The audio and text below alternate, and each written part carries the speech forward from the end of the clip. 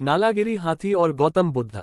बुद्ध की कहानी। बुद्ध का चचेरा भाई देवदत्त सदा ही बुद्ध को नीचा दिखाने की चेष्टा में लगा रहता था, मगर उसे हमेशा निराशा का सामना करना पड़ता था। एक बार बुद्ध कपिलवस्तु पहुंचे तो अनेक कुलीन शाक्यवंशी राजकुमार उनके अनुयायी बने। देवदत्त भी उनमें से एक था।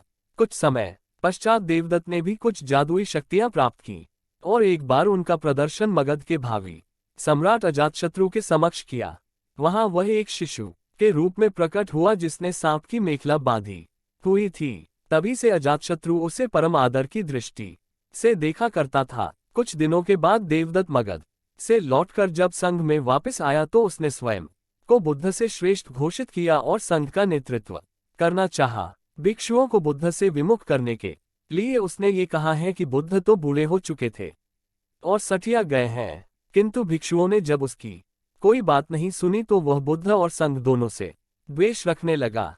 खिन्न होकर वह फिर वापस मगध पहुंचा और अजातशत्रु को महाराज बिंबिसार का वध करने के लिए प्रेरित किया, क्योंकि बिंबिसार बुद्ध और बौद्धों को प्रचुर प्रश्रय प्रदान करते थे। प्रारंभिक दौर में बिंबिसार को मरवाने की उसकी योजना सफल नहीं हुई, अतः उसने 16 धनुर्धारियों को बुद्ध को मारने के लिए भेजा, किंतु बुद्ध के व्यक्तित्व से प्रभावित हो सारे उनके ही अनुयायी बन गए। क्रोध में देवदत्त ने तब बुद्ध पर ग्रीककूट पर्वत की चोटी से एक चट्टान लुढ़क आया, जिसे पहाड़ से ही उत्पन्न हो 2 बड़े पत्थरों ने रास्ते में ही रोक दिया। देवदत्त के क्रोध की सीमा न रही। उसने एक दिन मगध राज के अस्तबल में जाकर एक विशाल हाथी नालगिरी को ताड़ी पिलाकर बुद्ध के आगमन के मार्ग में भेज दिया।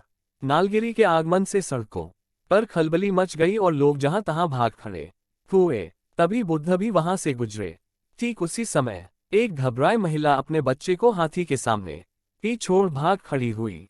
जैसे ही नालगिरी ने बच्चे को कुचलने के लिए अपने पैर बढ़ाए, बुद्ध उसके ठीक सामने जा खड़े हुए।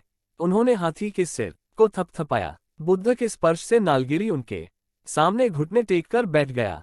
नालगिरी हाथी की इस घटना से देवदत्त मगध में बहुत अप्रिय हुआ और उसे तत्काल ही नगर छोड़कर भागना पड़ा।